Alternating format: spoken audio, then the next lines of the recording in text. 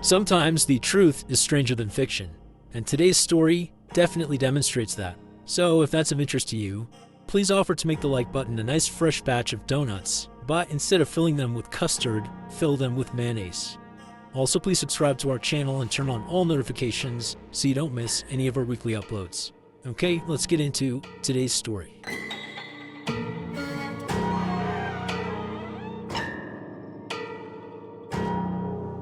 On the afternoon of July 18, 1997, a man was driving down a road surrounded on both sides by trees in a rural part of Wisconsin called Douglas County. There were no other cars on the road, and so this guy was driving pretty fast. And as he rounded this bend in the road, something out the passenger side window on the side of the road in the grass caught his eye. He couldn't tell what it was, but it was a pretty big object. And after he drove right past it, he just couldn't stop thinking about it. Like, whatever it was, it just seemed out of place. And so for whatever reason, this man felt compelled to actually stop and go see what it was. And so he slowed down and parked on the shoulder. He got out and began walking along the road back in the direction of this object. And as he got closer, he began to see this object again in the shoulder of the road. And it was sort of obscured by grass and other things, so he couldn't see what it was. But as he got closer, he saw the object was pretty big and it was all white. And as he took a few more steps and got within maybe 20 or 30 feet, he finally got a better look at this object, and he just froze. Because the object was a man wearing all white, a white suit, a white belt, white shoes, all white, and he was laying on the side of the road just totally motionless. And for a second, the driver thought, maybe this guy is sleeping, but after taking only a few more steps and getting a totally unobstructed view at the sky, he saw there was a gaping hole in this man's chest. He was obviously dead. And so the driver turned around, ran back to his car, sped to the nearest house, and called 911. The next morning, a Douglas County detective named Stephen Long was sitting at his desk looking at the photos of the dead man in white. This murder case was less than 24 hours old, but already this was one of the weirder cases that this detective had ever been assigned to. The victim had pretty much immediately been identified because he was carrying on his person his wallet. And in his wallet was his driver's license, and so they knew who he was. But the man in white's identity actually made the whole case more confusing, not less. And Mark had no obvious ties to the area. So what was this rich guy doing 3 hours from home, dressed all in white, getting shot to death on the side of the road? Like, it didn't add up. The dead man was a 45-year-old millionaire named Mark Foster. Mark lived 3 hours away in Minneapolis, Minnesota, and had no discernible ties to Douglas County. And so the detective was thinking, what is this rich guy doing here, dressed head to toe, all in white, getting murdered on the side of some local random back road? But things only got more confusing from there. After the medical examiner did Mark's autopsy, he told Detective Long that he had discovered a note inside of Mark's shoe. And the note just said, "Jack Frazier isn't here, but it's Jimmy Bailey, or a look-alike. I hope I'm okay." Now, nobody, including Detective Long, had any idea what this note meant. It was far too cryptic. But when they ran Jack Frazier and Jimmy Bailey's names through their database, the police discovered that both of those men, one, existed, and two, they lived in Minnesota, same as Mark Foster. And so naturally, Detective Long began to suspect that maybe those two men were connected in some way to Mark Foster. Maybe they were involved in his murder, or maybe they were actually his killer or killers. He didn't know, but it was his best lead. So Detective Long decided he would just have to go to Minneapolis to try to find out more. A few hours later, Detective Long parked his car at the Minneapolis police station. He got out and walked inside the building. Waiting for him inside was the local detective who Mark had already spoken to. And so after meeting this detective, the two of them went into an interview room where Mark Foster's wife was waiting for them. And right away, Detective Long noticed that she was very pregnant and at least 15 or 20 years younger than Mark. But despite that, she seemed very composed. It would turn out she'd already been told about her husband's death, and she was basically resigned to the fact that she was here to try to answer questions to figure out what happened. And so the detective sat down and they began to interview her. And then when they brought up the note that was found in Mark's shoe, specifically when they said the two names that were on that note, Jack Frazier and Jimmy Bailey, when they said that, it triggered something in Mark Foster's wife. She immediately began to cry, and then in between sobs, she would tell the detectives that she knew who those two men were. She told them that she had previously had relationships with both of them before marrying Mark, and she said after she married Mark, Jack and Jimmy became very jealous. They didn't like the idea that she had chosen Mark over them. And so she had always felt like those two, Jack and Jimmy, sort of had it up for Mark as a result of this romantic rivalry. After the interview with Mark's wife ended, Detective Long began to think that, despite this case appearing on the surface to be very odd and confusing, that perhaps in reality it was quite simple. Maybe Jimmy and Jack were so jealous of Mark that they killed Mark.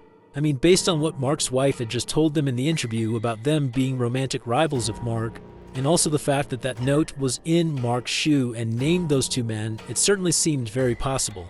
But over the next couple of days that Detective Long began digging into this theory, that theory fell apart. Because it would turn out Jack Frazier and Jimmy Bailey had absolutely airtight alibis. They simply couldn't have been the killers. Now, Detective Long was obviously frustrated. He felt like he really had it here. But he was not deterred. He decided his next move would be to try to better understand his victim. To this point, he had already interviewed a lot of Mark's friends and family, but something he had not done yet was simply go to Mark's house and have a look around. So Detective Long got a search warrant. And on July 29th, roughly a week after Mark was killed, Detective Long, along with another detective, pulled up in front of Mark Foster's large two-story home in the middle of a quiet suburban neighborhood. Now, from the outside, the home looked totally ordinary relative to its neighbors. But once they got inside the house, it was anything but. The detectives made their way up to the front door and knocked. And a few seconds later, Mark Foster's wife opened up the door and let them inside. And right away, Detective Long is looking around and he's seeing all over the walls on the first floor of the house are these graphic pictures and paintings of naked people.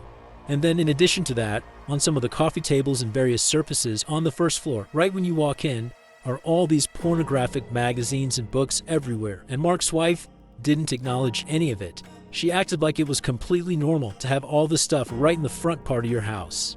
And so the two detectives are looking at each other as, Mark's wife is leading them on this tour through the first floor. And at some point, Detective Long just said, "Hey, Mrs. Foster, why don't you have a seat on the couch and you just let us take a look around your house on our own?" And so she said, okay. She sat down on the couch, and then the two detectives, they left the living room, went back to the front of the house, and made their way upstairs. And once they got upstairs, they found the master suite, and there was all this bondage gear inside. There were leather straps attached to the bedposts, there was whips and handcuffs. There was also additional pornographic material in there. But, considering what the detectives had seen downstairs, this sort of felt on par for this house. And so after searching the other bedrooms and other rooms on the second floor and finding more pornographic material basically everywhere, the detectives found their way back to the hallway in the second floor, and they noticed there was a rope hanging down from the ceiling, and it was attached to the pull door that led to the attic. And so the two detectives, they walked over, they pulled the rope down. It revealed this fold-out set of stairs that came down from the attic, and once those were in place, the two detectives began climbing up. And once they got up there, they discovered that this attic was not a storage space like many attics are in American homes. Instead, this attic was a fully functional room that sort of resembled like a satanic dungeon of sorts. All the walls were totally jet black, and there were all these burned out candles all over the place and tarot cards littering the floor. And on the back of the attic, basically all the way on the other side, there was what appeared to be an altar that sort of overlooked the entire room. And on the altar were more candles, and there was a voodoo doll. It's totally creepy, and the two detectives are looking at each other like, what's going on here? And so the detectives, they climbed all the way into the attic, and then slowly began walking across towards the altar. And when they got close enough to actually see the altar up close, they just froze. Because sitting on the altar, in addition to the candles and the voodoo doll, were two business cards. Their own business cards. Detective Long and his partner immediately went downstairs and confronted Mark's wife about the attic. Like, what's going on up there? Why are our business cards on your altar? But Mark's wife, the second that attic was mentioned, went silent. She refused to speak about anything to do with the attic. And so after a minute, realizing this conversation was going nowhere, Detective Long and his partner called for backup. And as they waited for backup, the two of them stepped away from Mark's wife and began speculating like, is this a cult? Was Mark a part of a cult that ran it out of his attic? Like, what's going on here? And are we being targeted by the cult? Is that why our names are on the altar? A few minutes later, backup arrived, and they would do a much more extensive search up the property. But other than finding more pornographic materials and, bondage gear, there really wasn't anything else substantive that connected Mark or his wife to what happened to Mark, or what Mark was even doing in this house. Was he in a cult? They didn't know. And so ultimately, Detective Long and his partner told Mark's wife, who still was being quiet at this point, that she should not leave town because they were going to follow up with her soon. Now, in fairness, Detective Long couldn't tell if Mark's wife was being silent and not talking about what was going on in her house because, she was complicit in some way in what happened to Mark, or if she was maybe being threatened by somebody and she was afraid to talk. They didn't know. But either way, after leaving the property after the search was over, Detective Long and his partner felt like their next move was to try to learn more about cults. They needed a cult expert, and it just so happened there was an occult bookstore very close to Mark's house, and so they decided they would start there. And right away, their decision to go to that bookstore paid dividends, but not how the detectives expected. It would turn out the owner of that bookstore was indeed a cult expert.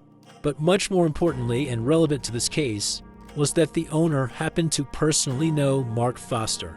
And he told the detectives that Mark came to his bookstore all the time, and also the owner said he knew a bunch of Mark's friends. And so by the time the detectives left the bookstore, they had learned a little bit about cults, but more importantly, they left with a list of names the owner had given them of known associates of Mark Foster who maybe were involved in whatever was going on in Mark's house. And so maybe they had information about what happened to Mark. The detectives were able to track down everybody on this list very quickly, and they were all young people in their 20s.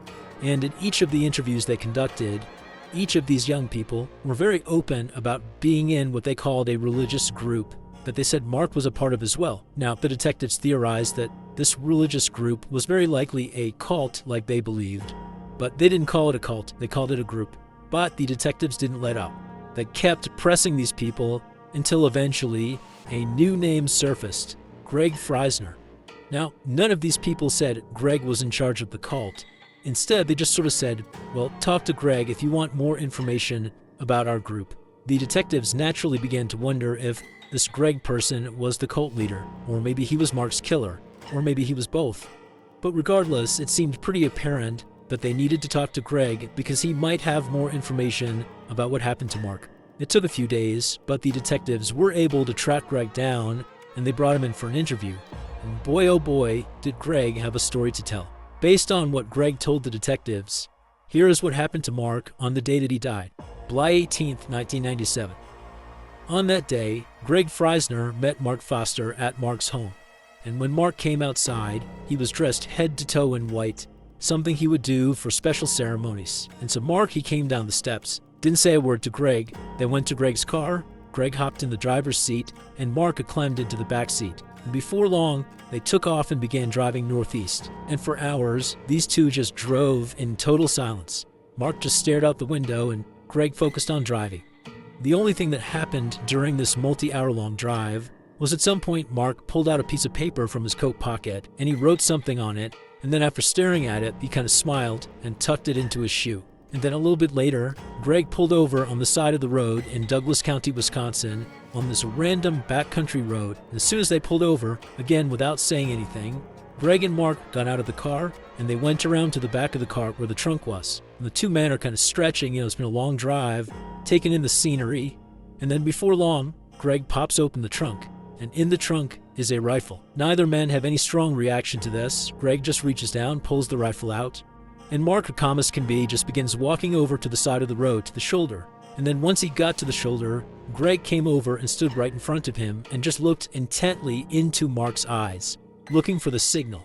And at some point after Mark kind of composed himself, he nodded at Greg, at which point Greg raised that rifle, placed the barrel directly on Mark's chest, and fired. Mark crumpled to the ground, and he laid there for a second just moaning horribly, and Greg just stood over him watching until finally Mark went silent and died, at which point Greg casually went back to his car, got inside, and drove home. The only time he stopped was to throw his rifle into a nearby river. But once Greg got home, he was overjoyed because he knew the sacred ritual he had just carried out with Mark had been a total success. It had gone exactly to plan. It would turn out Mark Foster was absolutely a member of that religious group, the cult if you will. Except he was not just a member. He was the cult's leader. and Mark is the one who orchestrated his own death. However, Mark did not view his death as him actually dying. Quite the opposite. We celebrate life as we celebrate death. Death is nothing to be afraid of. Death is a great crossroads, a change in attitude, a change in longitude, a change in the way that we perceive our spirit. When we reach that portal, they'll ring some golden bells. He believed that what he and Greg, his most devout follower, were going to do, the sacred ritual, was after Greg fires the shot into his chest and ends this body's life, that his soul, his consciousness, and his power will be transferred into Greg. Basically, his soul will go into Greg. And Mark believed once this transfer happened, that basically he would be immortal, that his soul would never die. It would stay in Greg and then maybe at some point get transferred to somebody else. But basically he would be here forever. The bizarre note that was found in Mark's shoe, the note that he wrote and stuffed in there, that note was designed to throw police off the trail. He knew that he was having Greg murder him again for this ritual, but he wanted to make sure Greg didn't get caught. And so he wrote on the note very specifically Jack Frazier and Jimmy Bailey. Those two people he hated. He hated that they had been in past relationships with his wife, and they hated him, and so he figured if he was going to create a scapegoat for his murder, who better than his romantic rivals? They had nothing to do with it. He just named them in that cryptic note to get them in trouble. As for all the pornography and bondage gear that was found inside of Mark's home, well, that all played a role in Mark's cult as well. He was a firm believer that the more sex he had with his followers, often multiple followers at the same time, the more powerful he would become. As for the detective's business cards found on the altar up in the attic, those were very likely placed there by followers of Mark, so members of the cult, in an effort to potentially, thwart their efforts to solve the case. They might have believed that by placing those on there and performing various rituals that somehow would prevent them from solving the case.